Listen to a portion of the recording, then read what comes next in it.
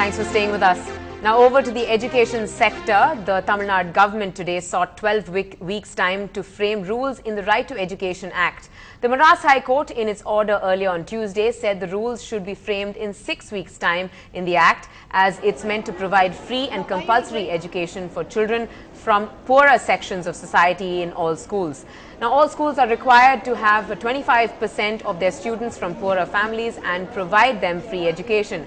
The court allowed time for certain aspects but insisted that the rest of the rules should be framed in 6 weeks' time, as the draft rules were already prepared as early as 6 months back.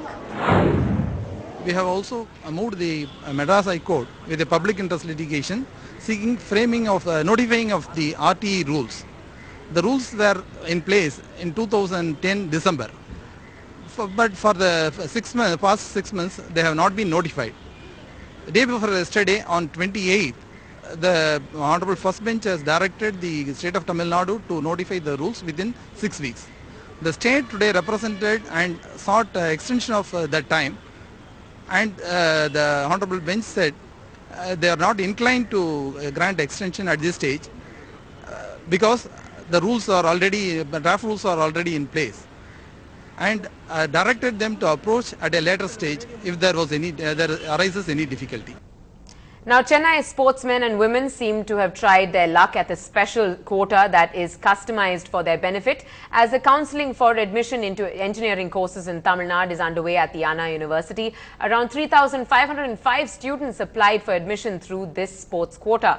After thorough verification, only 250 candidates have been shortlisted for admission. Those students will be competing for 100 seats, which is on offer through this sports quota. Students who fail to make it through the sports quota can also sit for counselling through the students' general quota, which begins on July 8th. Now, a couple of years ago, racist attacks on Indians was a big setback to education in Australia, where many students opted out of the country due to fear of life.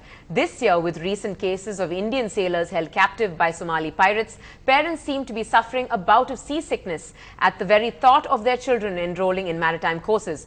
Krishnamurthy brings you this special story.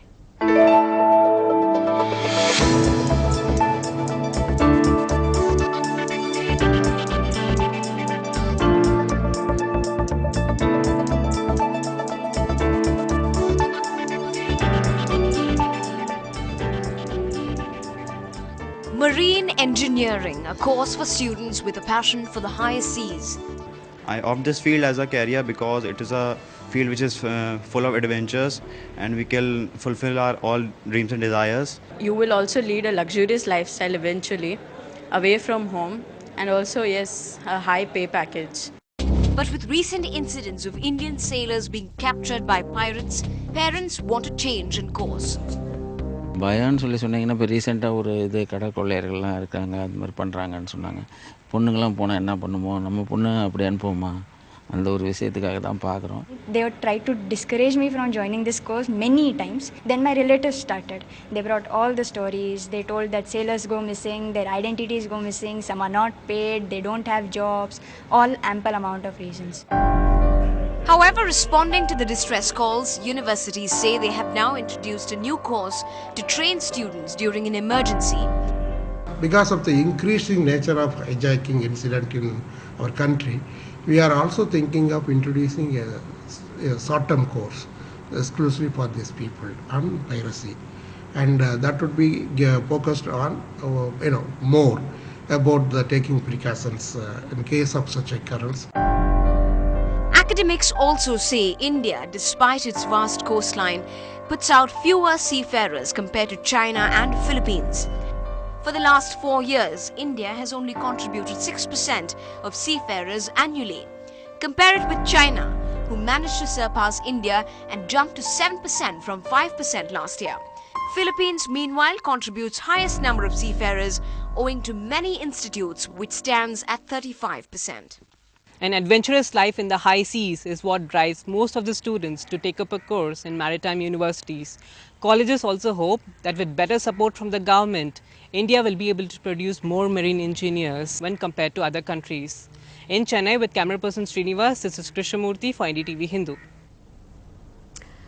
Well, coming up on the other side of this short break, Suresh Raina fined for showing dissent towards an umpire during the India-West Indies Test series.